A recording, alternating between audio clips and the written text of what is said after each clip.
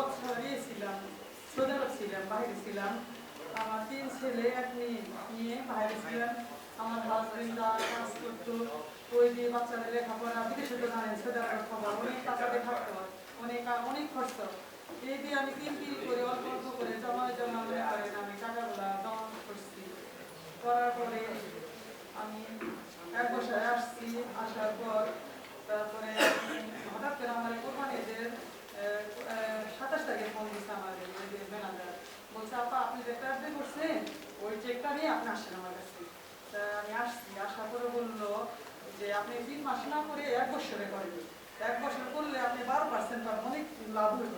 তো আমি ভাবলাম কি থাক, আমি তো একবার এসে করছি, যদি আমার এই টাকাটা 1 বছরে আমার অনেকগুলি টাকা হয়, 12% পাই, তো আমার একটা বড় অ্যামাউন্ট হবে। তো আমি ওইভাবে রেখে গেছি টাকাটা, আমার কোনো আসেনি খোঁজ খবর নিয়ে। তারপরে ফেব্রুয়ারি 5 ফেব্রুয়ারি আমার হাজবেন্ডের ঢাকা ব্যাংকে 30 লক্ষ টাকা ছিল। তো বললো কি আমি বাইরে থাকি, আমি কোনো সুদ খাবো না, তাহলে আমি ইসলাম ব্যাংকে টাকা রাখি। তো বলছিল ইসলাম ব্যাংকে রাখার জন্য। আমি আর বলি কি না, ইসলাম ব্যাংক আছে, শাহজালাল ব্যাংক কাছে আছে, আমার আছে, তো এখানে রাখি দুজনে। তো এরকম করবো যে 3 মাস করে তোমার 3 মাস হবে, তারপর আমার তো 7 মাস করে এটা ভাঙলে পরে 2-3 মাসে পরে আমার টাকা করবো, আমাদের সংসারটা চলবে।